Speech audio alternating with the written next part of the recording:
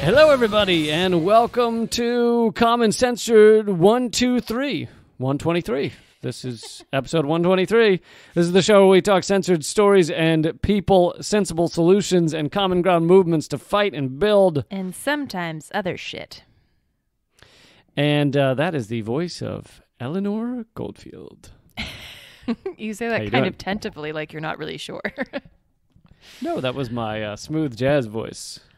Oh. You're listening to Eleanor Goldfield. Methinks you don't, you're not well versed in the smooth jazz voice. No, not that well versed.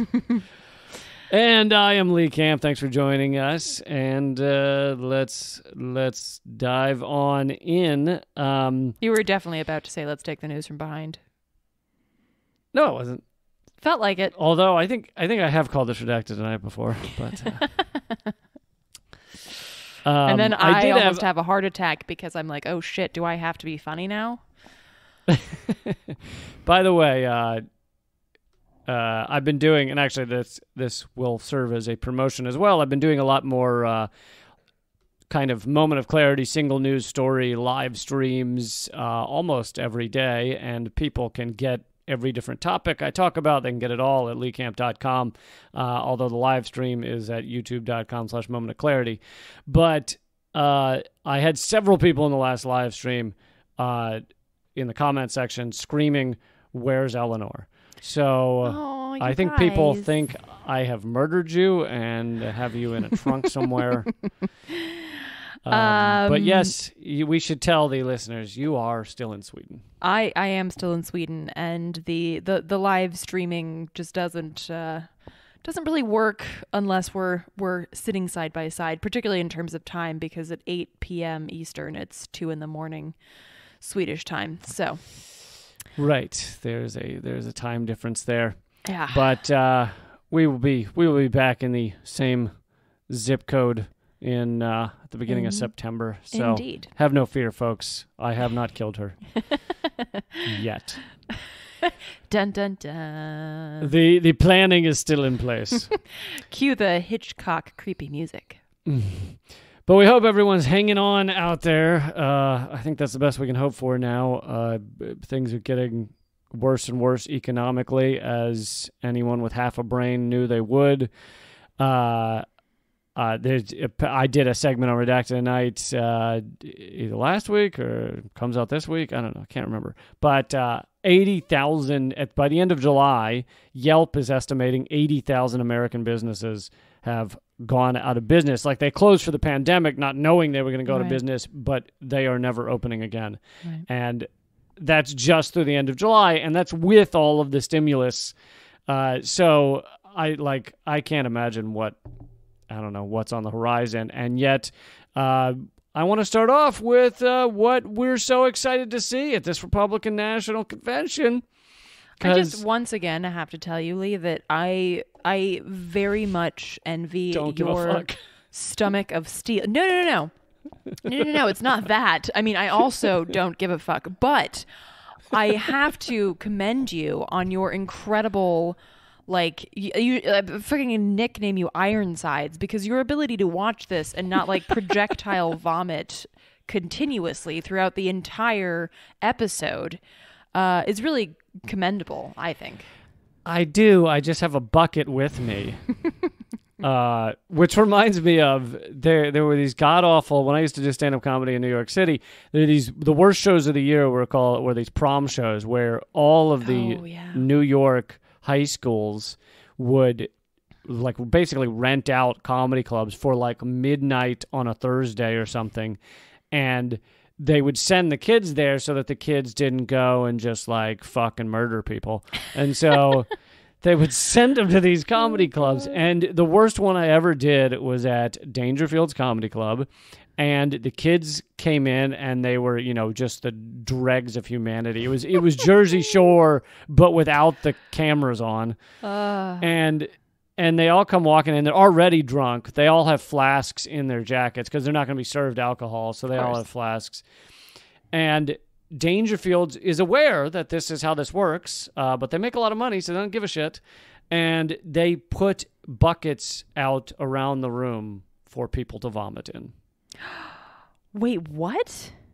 There were just buckets placed around the room. Stop.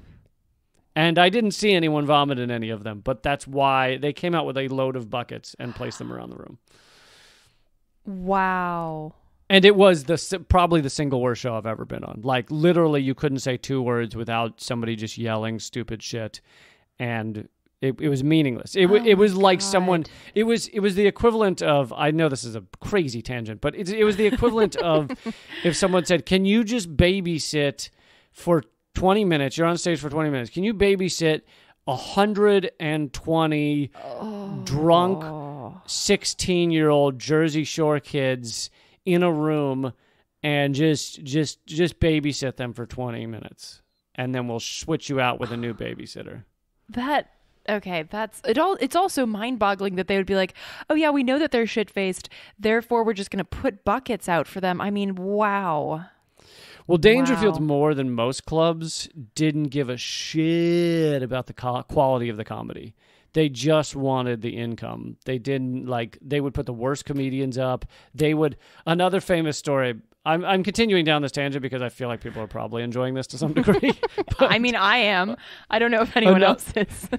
Another famous story was this room was awful and this guy's on stage, and when someone's being annoying, you try and pick them out of the crowd and talk and maybe make fun of them. It depends on the comedian, but maybe make fun of them, because normally if they get a little bit of attention, they might shut up or whatever. You often can't just ignore them. And so he does that, and his time is up. So I can't remember what he said. He must have said something remotely insulting. And his time is up, so he says goodnight. And as he's switching places with the MC walks up on the stage, he walks off the stage. A glass comes flying out of the audience, lands on a piano that's on the stage, ricochets off of that, and shatters on the wall. And then the comedian that had been the intended target, gets off stage, and a couple minutes go by, and he looks back in the room, and that audience member is still sitting in the room. And he goes to management. He's like, he just threw a glass at my head. Why is he still sitting in the room? And management's like, oh, we talked to him. He's had kind of a rough day, and he's not going to do it anymore. He tried to kill me. Wow, dude. Yeah. They didn't care.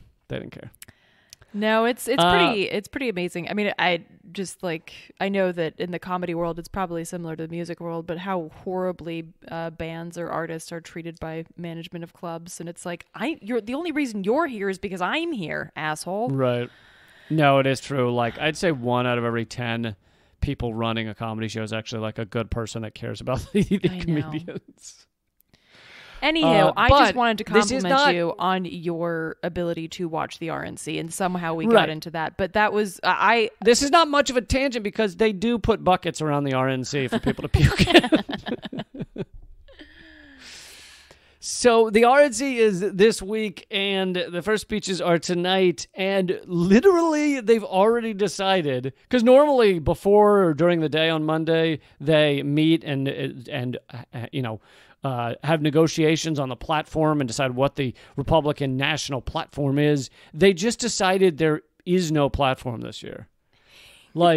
They just decided the platform is whatever Donald Trump says, which is crazy, even though the platform is meaningless. And we've talked about that before. The DNC acts like it has all this meaning, and it has basically no meaning. But the fact that the Republicans can't even pretend to know what it is they stand for is amazing. And I read an article, and I don't normally read Politico because it's mostly garbage, but it was kind of fascinating. They were talking to Republicans, some well-known Republicans, and even those Republicans could not come up with what it is that the Republican Party today stands for. Well, and this is kind of odd because I feel like typically the Republicans are pretty good about just being like, actually, we don't fucking care.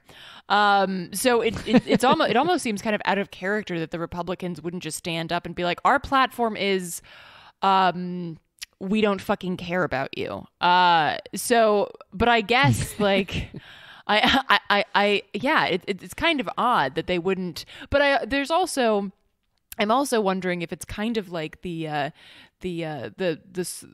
called the Swedish Democrats here in Sweden, but they're basically the fascist party. I feel like they're assuming that most people aren't going to read the platform, even if they put one out. But like here in Sweden, for instance, they're known as SD, the fascist party. Part of their platform was, for instance, that they wanted to bring back Nordic breeds of horses. Because, you know, those Arabian horses are really a problem. And we should take more pride in the Nordic-style horses, which, by the way, if folks aren't familiar, Nordic-style horses are usually like the horses that like drag carts and shit. They're not like the horses that you majestically see sweeping across like the... Yeah. Yeah. They're like stubby little things. Because just like the trees are shorter here than they are like in the Amazon and shit, like the horses are just, you know, they're good horses, don't get me wrong, but they're not like a superior race of horse or anything. Can you imagine if someone was like the Republicans were like, from here on out, only American dogs, and everyone's like, I don't even know what that means. I don't even know what that means. Well, that means that your British Terrier is no longer allowed. Yeah, no, I mean, I think most animals came from other places. But yeah, so maybe the Republicans are just like, well, look, most people don't really care. They're not going to read it, so why should we bother writing it, you know? Yeah, absolutely. But I guess you would think that even without the platform, you would think that you talk to like a Republican, let's say a Republican, House representative, that they might be able to articulate what it is that makes them Republican. But a lot of them, and so in the Politico article, they talked to Frank Luntz, who's one of the most, he had like a come to Jesus moment, as it's called, a few years ago. But basically, he was one of the most repulsive, just totally disgusting human beings that's like ever lived, because he created a lot of the wording and manipulation and euphemisms that the Republican Party used. Things like he said, let's change it from global warming to climate change, because climate change sounds nice and global warming sounds scary. It's like that kind of shit, just designed to drag humanity down into a death spiral. And now he like is critical of the Republican Party because he realizes what he did was like wrong or something. I don't cut him any slack. I think he needs to burn in hell somewhere. But they interviewed him, and he's like, I don't know. He tried to come up with what it is the Republican Party now stands for, and he couldn't. He was like, I don't actually know. Because all of the things they used to claim to stand for, like small government and things like that, it's all gone.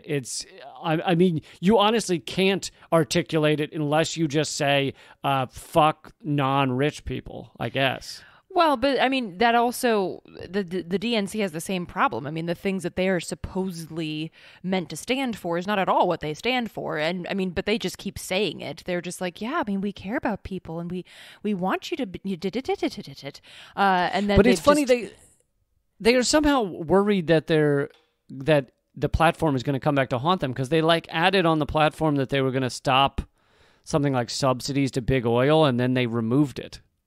Right, and then Biden came back and said, this was really hilarious. I mentioned this on another podcast earlier or last week, that Biden came back and he was like, no, actually, absolutely, we are going to drop fossil fuel subsidies. Not only that, guys, we are going to demand that the rest of the world do it too. And it's like, methinks thou dost protest too much. Like, you're gonna what? You're gonna demand? Like, first of all, that just really speaks to how your perspective on the rest of the world. Like, we can just tell them what to do. And then also, it's like you are trying too hard to prove that you're going to do something that you have absolutely no intention of doing.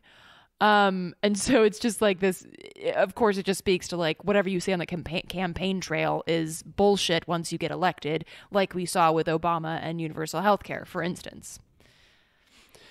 Apparently there's a quote, I didn't verify it, but seems legitimate, of Rahm Emanuel saying, if I could tell Biden what to do to win, stop with don't support defunding the police and don't support Medicare for all.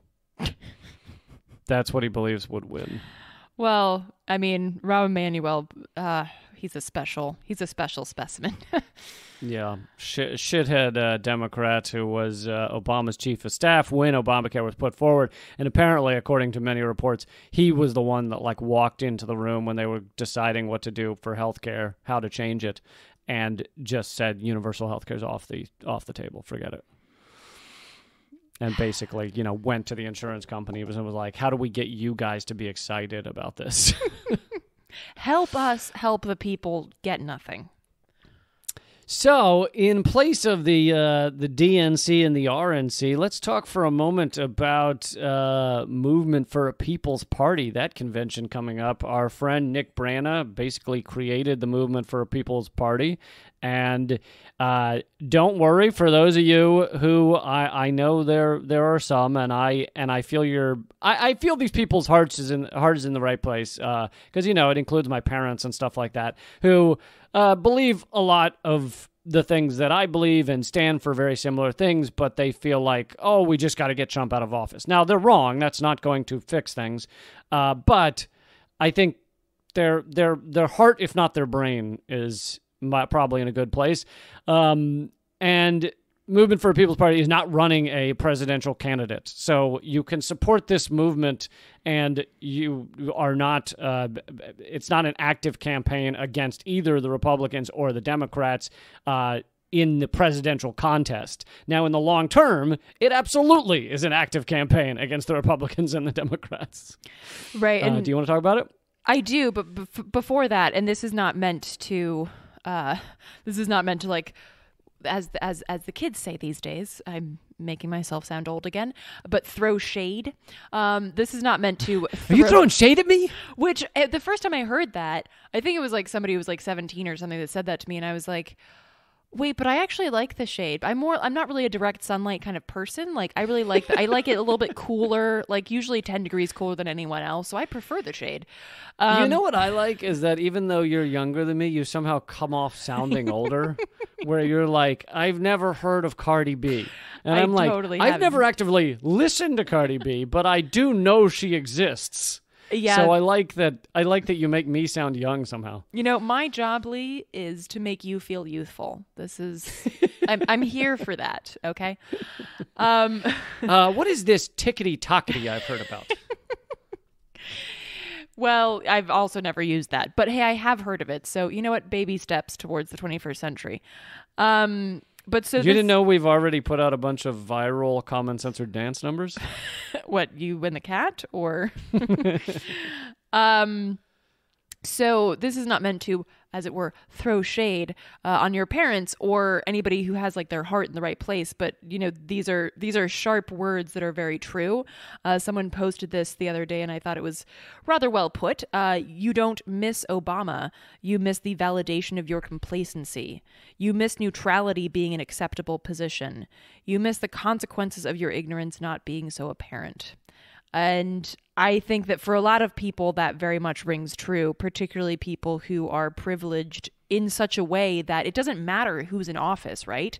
They get to enjoy the fruits of the machine on a pretty level playing field, right? They don't. Right. The only thing that they get to say differently is, once again, I get to say that my president can have like that's the thing with Biden. You wouldn't be able to say that my president can have a coherent thought, but you get to say that that's the point, right? But you get to say that like, oh, the blue team has the White House now, and that is somehow more like eloquent, or it's more chic, but on reality on the ground for people is. I think a lot of these people, I mean, you make good points, and I think a lot of these people, they confuse having a president who can put forward like an intelligent kind of justification, even though you and I talk all day about how it's a false justification, but an intelligent seeming justification for American empire.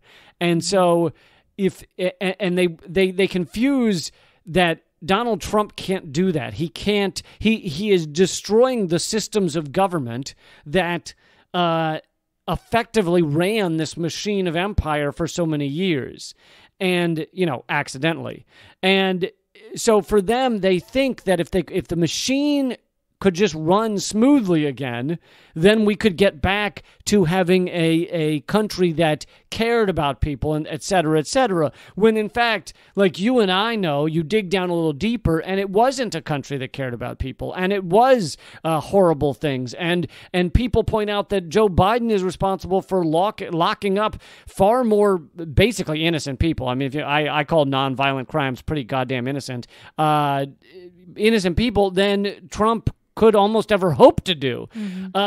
So it really is like, if we could just get back to a ostensibly like smooth sounding justification of our government and this empire, then things would be better. Right. And speaking of things being better, the idea there for, as you mentioned, the movement for a People's Party, which folks can learn more about at forapeoplesparty.org, I believe. I thought it was just peoplesparty.org. Oh, maybe it is. Peoplesparty.org. Oh, it is? Okay. Yep. Never mind. No apostrophe. So basically the goal of the People's Party is to create the split, so that to basically drive a wedge in between the two-party system to create space for the people's demands and the people's needs. And of course this has a lot to do with electoral politics. So I get if folks are like, fuck electoral politics, because I totally get that. But I also definitely believe in a diversity of tactics, and I believe that a lot of the people that are a part of the movement for a People's Party, and a lot of the people that are going to be speaking at this convention, have brilliant and vital and important things to say that are really inspirational and motivating and powerful for people to hear, regardless of what type of tactic you really want to spend time on following. So right, and these ideas often go viral. I mean, a lot of the ideas that you and I support in this country right now have the room to discuss them and think about them intellectually has come from the outside sources, like whether it's the Green Party or elsewhere. And so you're right that the ideas that are put forward can be very important. Right, and I also think it speaks to the importance of solidarity and not having these silos where we say, if you don't agree 100% with everything that I agree with, we can't work together. And it's like, great, then we'll never fucking get anywhere. Because I mean, Lee, you and I don't even agree on 100% on everything. We almost agree with. I disagree with that. But it's so important to make space for different ideas and different tactics, and to make space for folks who are really trying to work for the same things that we are demanding in these alternative spaces and alternative methods. So the movement for a People's Party, they're having a convention was it Saturday? No, it's Sunday. Whenever August 30th is. I believe that's Sunday. But August 30th, from 4 p.m. to roughly 6 p.m. Eastern. And it's of course digital.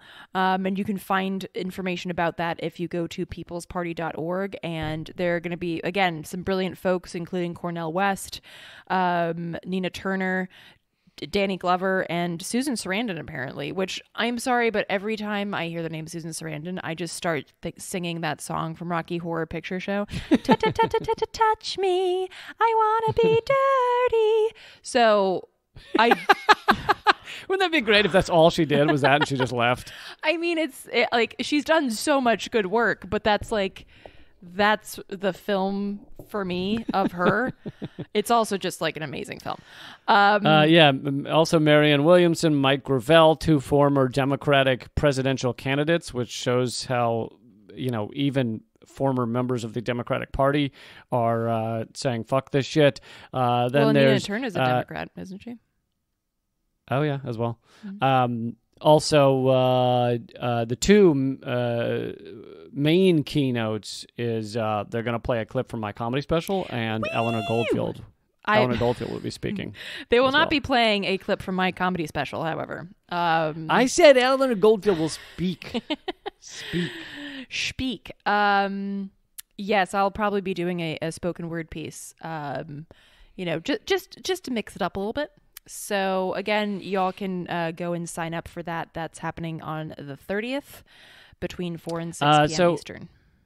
So yeah, highly recommend you spread the word and you enjoy it. And, here's the thing is this is like a young movement that is making waves. And, if you have disagreements with things that are said or platform points or whatever, I don't know if they have an official platform, but it's like your voice has a far larger chance of being heard at MPP than at the Democratic Party. So. Well, that's the other thing is that having worked with MPP in the past, there's a lot of horizontalism at work. So there's a lot of, and even though they've got, almost like 100,000 people like that are actually registered who support them. I think it's like 85 or 86,000 people.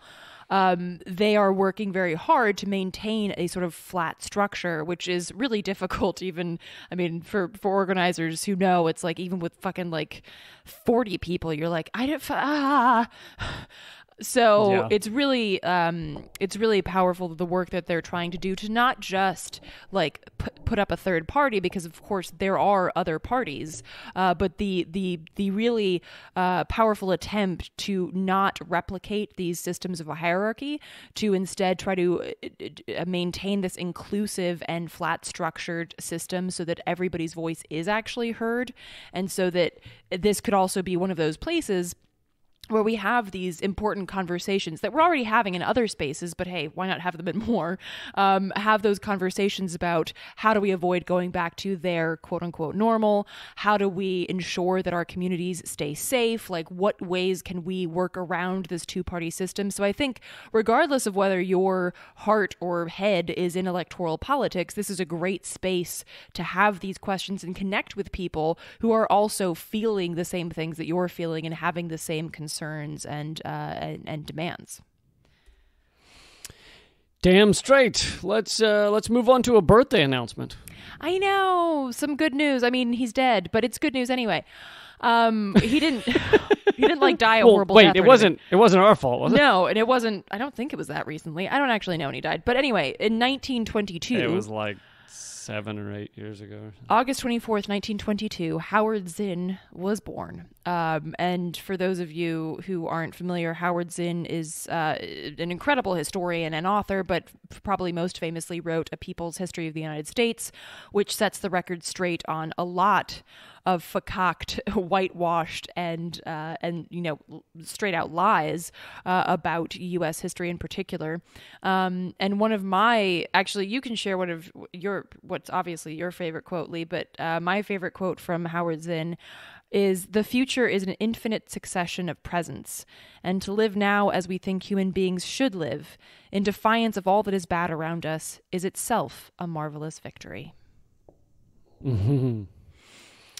Yes, he said some very important things and educated people in a grand way. And my favorite quote is tattooed on my arm. It says, "Small acts, when multiplied by millions of people, can become a power no government can suppress, a power that can change the world." Yeah, I love that one. Yeah. Actually, they both give me goosebumps, so. Mm-hmm. He has a whole book called, I believe, something like Governments Cannot Suppress or something like that, but or A Power Governments Cannot Suppress. And it's all about successful movements that have defeated large government forces, which is pretty cool. Yes, indeedy. So that's just a quick little aside. And if you haven't read his work, I highly recommend it. And I do know some folks who, teach history that have started including his work in their history classes to basically, a lot of teachers don't have the privilege to kind of just say, I'm not using this stupid fucking history book, but they can have like, what do they call them? Like auxiliary texts or something that they're allowed to choose. And so I do know that there have been some teachers that have done that, and, kudos to them and good for all the students that are in their classes, because they will actually learn some legit shit in that class. But I definitely recommend it. Like, even if you're just a parent and when you're, especially with your kid being home right now, it's a brilliant time to bring in some of that and be like, hey, by the way, when you go back to school and they try to tell you that, like, you know, the Black Panthers were this evil, like, organization, here, let's look at that real quick. So there's a lot of brilliant stuff. Yeah, it's one of those books that I think a lot of schools and states are actively trying to, like, ban in the classroom because it gets people thinking. And thinking is the number one cause of trouble. That be dangerous. Yes. So Israel is, do you know how the sentence is going to end? Bombing again, bombing the shit out of Gaza, and it's getting hardly any media coverage. Fairness and Accuracy in Reporting has an article about how little media coverage the bombing is getting. When this article came out a few days ago, they said for the 11th straight night, the Israeli Defense Force, warplanes have been bombing the densely populated Gaza Strip. Israel's bombs have caused considerable damage, forcing the shutdown of the area's only power plant. And yet your mainstream media is largely ignoring it. Right. And when they're not ignoring it, they get, you get headlines like this. Israel responds to fire balloons from Gaza Strip with fighter jet strikes. Making them sound somewhat similar when they're not at all. Fire balloons is like, they mean literally like a balloon tied to like a little thing on fire. Yeah. Whereas a jet with bombs is fucking, I mean, honestly, this is literally like a frog going up against a Hummer and on a highway, and the Hummer's bearing down to run over the frog, and they're like, frog sticks out tongue defenses against hum-like vehicle. Making it sound as if there's any sort of comparison to what's about to happen or what's happening. Well, yeah, and the other one from the Washington Post is Israel strikes Gaza targets after arson balloons launched. Like, just that you could write that fucking arson balloons? Are you fucking kidding me? Yeah, and a lot of people have died from those arson balloons, let me tell you. They had just really destroyed. There was a bird's nest that went down, I think, to one of the arson balloons.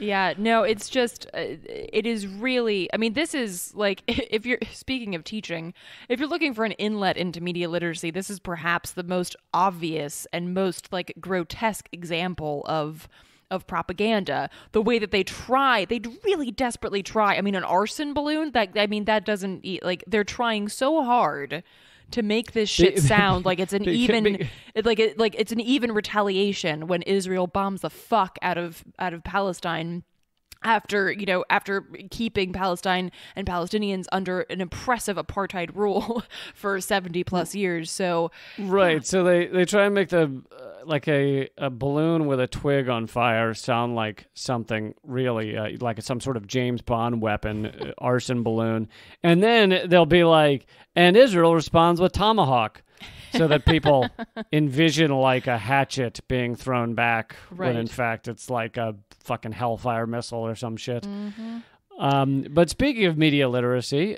this is the perfect segue into a listener question about media literacy. Yes. Right? So this question came from Greta, or as we would say here on the mothership, Giriata. So Greta writes that this is a sensitive subject, and I'm always worried that I'm going to wind up perpetuating some trope when I'm simply trying to defend Palestine. And Greta says that they came across a website that is hosted by the Anti-Defamation League. And so real quick, Lee, do you want to take this moment to just give a quick background on the ADL?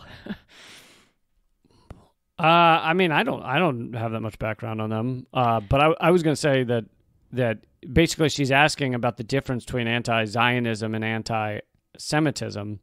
Right, but real quick, I mean, I just want to say that... What background did you mean? So basically, the Anti-Defamation League is a Zionist organization that comes across as trying to cloak itself in a basically anti-defamation. Like they're against anti-Semitism, but really what they are is that they're pro-Israel and they're pro-Zionist. And this link that Greta shared asking if this would be a good resource, quick answer is absolutely not. Please do not share this around as an explain example. what it is. I'm shows. going. Oh. I'm working on it. Christ on a cracker. You just wanted to get the scolding in first. No. Absolutely not. No, Don't use this. Just in case Greta was like, cool, I'm going to share this. Like, so the headline is, incredibly misleading, but it's the sort of clickbaity headline that makes you think, wait, what? Or, maybe that's something. The headline is anti-Zionism or criticism of Israel is never anti-Semitic. Which, of course, just right there, that's not true because there's no such thing as like an absolute like this. If you're criticizing Israel because you're like, I hate Jews, then obviously that's not okay. And it fooled me at first because I didn't know it was Anti-Defamation League because they just sent us the link to the website. And when I saw that headline, criticism of Israel is never anti-Semitic, I was like, I don't think that's true. And then I started reading down it and looking at the cartoons, and I was like, well, these cartoons are clearly anti-Semitic, even though they're kind of covering themselves in the guise of being anti-Israel. So they've kind of wanted you to ask these questions by making you think at first they were saying the opposite. Well, right. And the basically, like, they're trying to say that any... they're taking some of these, they're basically saying that like any time that you talk shit about Israel, it is anti-Semitic because Israel equals Judaism. And of course that is the problem. The problem is that is not, Israel does not equal Judaism. And actually anti-Zionism has a very rich history. And we've talked about this before too, but anti-Zionism has a very rich history inside of Judaism, in particular in places like Northern Africa and Europe. And then of course later in the US. But this is something that Jews themselves have fought against for a very long time. And so the idea that Israel is equal to Judaism is actually the source of a lot of anti-Semitism, because what happens is that people see what Israel is doing, and then on top of that they see that, well, the U.S. just continues to give billions of dollars to Israel, but we can't fucking afford food, so obviously our government is controlled by evil Jews who are just trying to take over the world. So this sort of like gross support for the apartheid state of Israel by the United States in particular really leads to anti-Semitism. And the idea that you can never critique Israel also leads to anti-Semitism, because it's like, look, we can't talk shit about Israel because our media and everybody else is controlled by Jews, which is of course ridiculous. But like, so actually the ironic thing is that when you can't openly talk about how horrific Israel is, it actually is anti-Semitic. And so it's important, I would say that really just understanding to Greta here that question, that any time that you are saying anything about Israel, it would be like talking shit about Angela Merkel. That doesn't mean that you're anti-Germanic. It just means that Angela Merkel does some stupid shit, and the state of Germany does not equal people who identify as German or have German ancestry or whatever. Right. So what people, the basis of what people need to realize, I feel like, is Israel is a nation, and like any other nation, I mean, at least currently, like any other nation, it has policies and actions, and those policies of that nation can be criticized. I mean, if you were to say they can't, then that'd be fucking ridiculous. I mean, God, what could be done if a nation's policies can't be criticized? So when Israel has soldiers with guns shooting children in the Great March of Return and shooting medics and elderly and all these things, like, you absolutely should and should feel obligated to criticize that type of behavior. But if you want to know what anti-Semitism is, it's when you go a step further and you go, well, the Jews just do that type of stuff. Right. Then that's anti-Semitism. And so this Anti-Defamation League website has these anti-Semitic cartoons, which is them trying to show what anti-Semitism looks like. And they're criticisms of Israel because they have like the Israeli flag or whatever, but the depictions of Israel or of the people in it are these old anti-Semitic tropes of, look at these horrible Jews giving birth to a devil baby and, have a crooked nose and all this stuff. So whoever drew these cartoons are like white supremacists probably who are combining criticisms of Israel with anti-Semitism. And the Anti-Defamation League wants you to confuse all of that so that you think that Israel can never be criticized. Right, and I guess perhaps a better parallel is rather than Germany would be Saudi Arabia or something, and saying that you can't criticize Saudi Arabia because that's Islamophobia. No, it's not. Not even just like on the pure basis of the fact that there are so many different branches of Islam, but also because Wahhabism is really an extremist version of Islam that most Muslims across the world do not agree with and do not follow.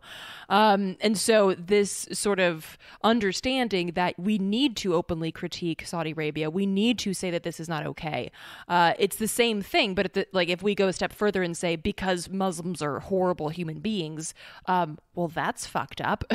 So the same sort of logic applies. But I would say please do openly and frequently criticize the state of Israel. And if you would feel more comfortable, I know that some people, both Lee and I are culturally Jewish. I know that some people who aren't feel that sometimes they need to make it clear in that post or in the conversation that, by the way, we should also make sure that we don't conflate Judaism and the state of Israel. Please do so, because I think that that's also an important message to continue putting out there, that these two things are not the same, particularly as we do see a rise of anti-Semitism across the world. So, but please do not feel that you need to avoid critiquing Israel. And we really need to do that, not least of all because of the tight ties that the United States has to Israel in so many ways, including, an exchange program for U.S. police to be trained by Israeli police and military forces on how to be oppressive. And anybody else, thank you again for the listener question, Greta. If anybody else wants to email us questions or topics, we are always checking for your emails. That is commoncensored@protonmail.com. Feel free to send topics and ideas that direction. Let's move on to what's going on in Wisconsin. Yes. This kind of ties into the whole, exchange, the deadly exchange, as it's known. So folks might have heard by now, if you were looking online, that basically it was yesterday, it was Sunday, August 29th, that Jacob Blake, a black man in Kenosha, Wisconsin, was shot in the back 7 times by police officers. Reports indicate that the police were on the scene to respond to a domestic dispute, and the victim, Jacob Blake, was attempting to help settle it. This is via Kenosha News. And there's a video circulating. Please, people, before you share it, please consider if you need to share it. And then if you are going to share it, please post a content warning. Because particularly for Black and brown folks, this is just a re-traumatization. So please consider before posting if you feel that you need to. So in the video, Jacob can be seen walking to his car and opening the door before being restrained by a police officer and shot point blank in the back. A reporter for WISN, a news channel in Wisconsin, later confirmed that the victim is 29-year-old Jacob Blake. And he is currently, as we're recording this, still in critical condition. And you can there's an organization called Anti-Racism Daily that you can subscribe to their newsletter and get updates, and you can go to antiracismdaily.com to learn more. But they're also asking that folks take action by donating to the Milwaukee Freedom Fund, which is extending support to protesters in Kenosha who are obviously now on the ground, and also calling local officials to demand that the police officers are held accountable for this. And if you go to Anti-Racism Daily, either on Instagram or on their website, you can find more information on how to join up for that particular issue. And these police officers, or at least the one that fired, should absolutely be charged with attempted murder. They likely will not be. I mean, I imagine if there's large protests, which there are, then they'll be fired or something. But I think whenever you see these moments, which, as we know, happen pretty regularly in America, we just need to keep repeating the stats that 99.9% of the time, the cops that kill people, and they kill over 1,000 people a year, are not successfully charged with murder. It is a tiny number. Over the past 15 years, it's something like 3 cops have been successfully imprisoned for murder charges. Mm-hmm. So it really is that they can kill with impunity. And obviously, the Black Lives Matter protests and the have gotten much bigger recently. And I just feel like those type of stats need to be repeated over and over again. It's not the type of thing that you could say once and just, because our mainstream media will probably mention that occasionally, that it's rare for a cop to get prosecuted for this, but they won't get into it regularly. Like, most people don't realize that the vast majority of the time the cops kill people. And we're talking, some of these killings are like, shot 15 times, even though he didn't have a gun, those type of things. They're often not even prosecuted. So it's incredible what the level of impunity that police officers in this country operate at. And just to add to the police officers there apparently weren't wearing or didn't have their body cameras on, which again speaks to the problem of, we should just have them wear body cameras. But of course, as we've, the internet is already awash with this video. There was an electric storm in the area, and so the camera wasn't working. He had on some low-hanging necklaces that happened to cover up the body cam. Well, right. And of course, as we've seen in, many other cases, just because it's filmed doesn't mean a shit bit. So, let's not rest on these sort of ideas that, if it's on film. And also, important to highlight, this was a domestic dispute where cops were called, and apparently Jacob Blake was trying to break it up, basically trying to de-escalate. Which is something cops are, supposed to do. But instead they chose to shoot him in the back 7 times. So again, I think it's really important that we recognize that police should never be called for these type of situations, these type of domestic disputes, which are, in this case already being, dealt with or handled by a community member, or that there are other avenues than calling people with guns that are obviously, of course, as we know very well, very eager to use those guns, particularly on Black and brown folks. So I think that it's really important that, we really not just sort of have these theoretical questions about, if we, police could be used for, no. Police should never be called for these situations. Listen. And actually, full disclosure, I'm an absolute police abolitionist. I think that communities do far better when there is no occupying force, and that there are community ways of dealing with these domestic disputes, or even actual violence. Whenever I have an argument, I always feel, what would help is a dummy with a gun who at his house has UFC posters that he considers high art. I always think that will help the situation. Or how about the police chief of D.C.? I don't know how other police chiefs are because I don't know their stories as well, but I'm assuming there's parallels. The police chief in D.C., Police Chief Newsham, is not only a white supremacist, but he's also a wife beater. So cool. Not the T-shirt. You mean the activity. I wish he was just a T-shirt, because then I could just rip him up into little shreds and throw him away. Yeah. So moving on to let's squeeze one more topic in here. California, we haven't talked about climate change in a few episodes, and California is facing two of the largest fires that have ever hit the state in state history. And simultaneously, there is the first ever two hurricanes simultaneously, or they may form into hurricanes, bearing down on the Gulf Coast and Florida. And, so both of these, they're like, oh, this is historically incredible. But they don't seem to mention that, you notice how every year now is historically incredible? Each of these, they're like, wow, this fire season was one for the history books.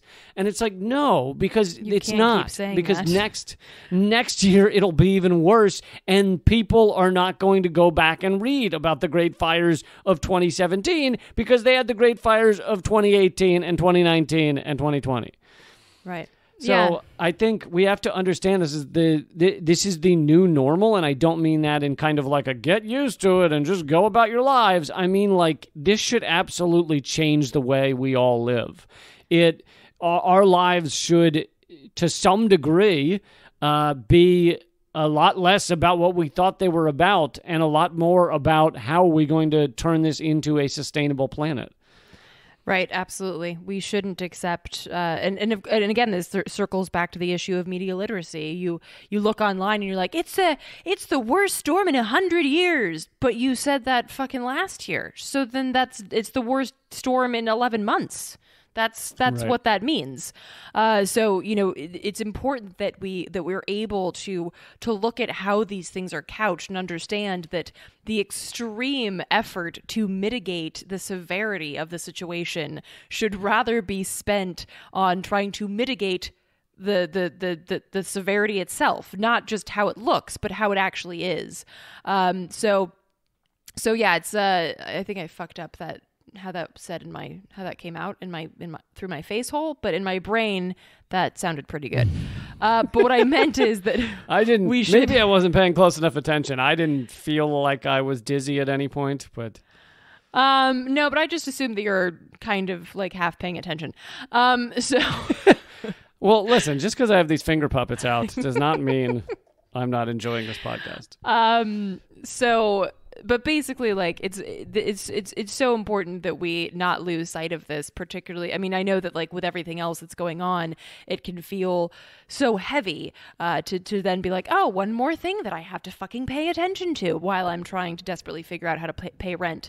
And it's more so to draw in the fact that all of these things are interconnected, that we don't live single issue lives, that there's no such thing as a single issue under this horror show that is capitalism during the age of climate change, and that we have to, to recognize the solidarity to be built in order to address all of these issues and not just singular ones. Yeah, I mean, it truly is we're living a sociopathic existence. It's like we know we're killing ourselves and the planet, and it just depends on, are we actually going to make the large-scale changes that are needed, or are we just going to look at each other and go, man, we really are killing ourselves and the planet. Yeah, we are. Here we go. Okay, man.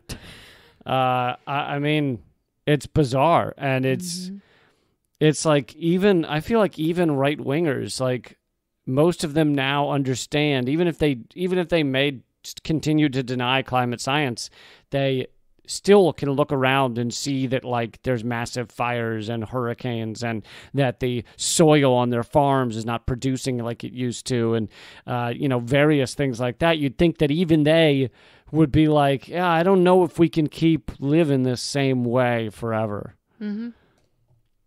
Yep. Well, guys, we're headed over to, actually, we're kind of continuing this conversation because I wanted to talk about Biosphere 2. We're going to go over and talk about that on patreon.com/commoncensored. Please join us over there. We'll do an extra 10 to 15 minutes like we do every week. If you feel like you've gotten $1 of content, please become a member over at patreon.com/commoncensored. We're not sponsored by anyone. No one else pays for this show. It's just you guys.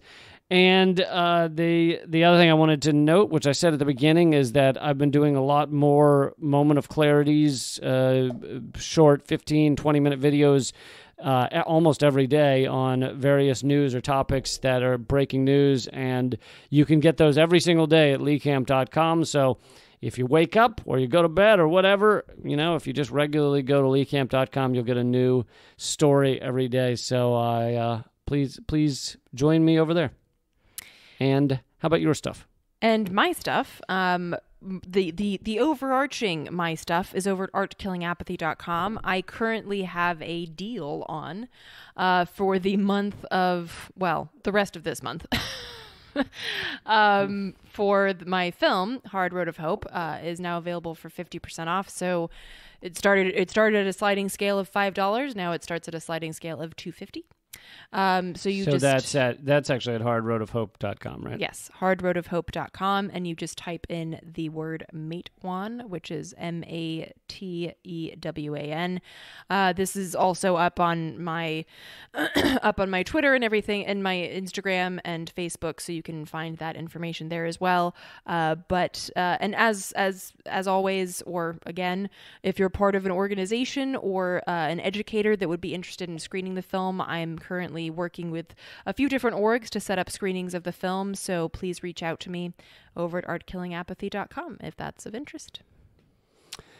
Thanks a lot, everybody. We'll see you next week. Keep fighting. Act out.